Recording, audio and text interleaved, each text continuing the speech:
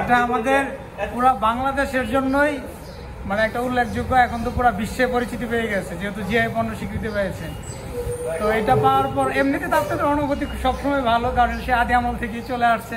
তারপরও জিআই পণ্য হিসেবে স্বীকৃতি পাওয়ার পর আপনার অনুভূতিটা যদি একটু বলেন। অনুভূতি বলতে আমাদের পূর্বপুরুষের ব্যবসা তো এটা, গোপাল পাল হচ্ছে মন্ডার প্রতিষ্ঠাতা, আমার দাদার দাদা। জিআই পণ্য হিসেবে স্বীকৃতি পাওয়ার পরে আমরা খুবই সরকারের কাছে গর্বিত। এবং ময়মনসিংহ বিভাগের মধ্যে মুক্তাগাছা উপজেলায় ময়মনসিংহ কিন্তু মিষ্টি দোকান আছে, ওরা কিন্তু পায় নাই, আমরা কিন্তু পাইছি। 200 বছরের প্রতিষ্ঠান আমাদের মুক্তাগাছা মন্ডাটা। সকলের দোয়া এবং আশীর্বাদ চাচ্ছি যাতে প্রতিষ্ঠানটা আমরা সকলে মিলে ধরে রাখতে পারি। আপনাদের তো আর কোনো শাখা নাই, আর অন্য কোনো জায়গা নাই, শুধু এই মুক্তাগাছাতে আছে। আমাদের মুক্তাগাছা ব্যতীত অন্য কোথাও কোনো শাখা নাই। মানে আপনাদের এটা হচ্ছে প্রজন্ম থেকে প্রজন্ম এইভাবে চলে যাচ্ছে।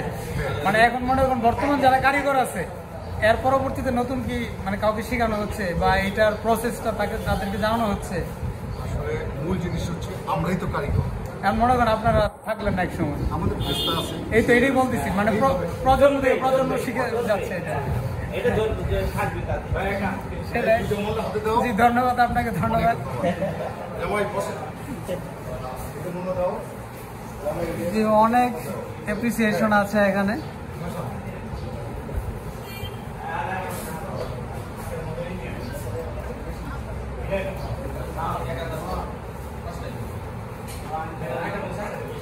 বারোশো 31 সালের সাবিত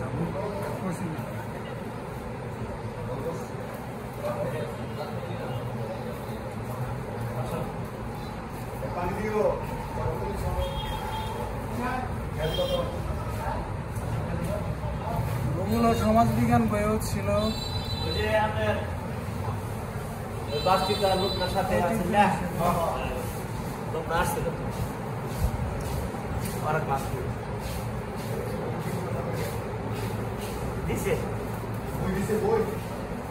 বই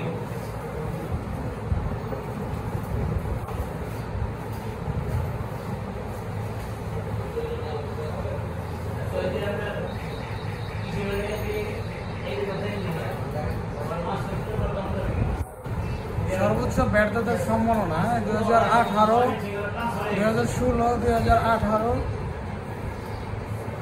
এবং এটা হচ্ছে মূসক ব্যাট, এটা 2020। চমৎকার, অনেকগুলো অ্যাপ্রিসিয়েশন আছে এখানে।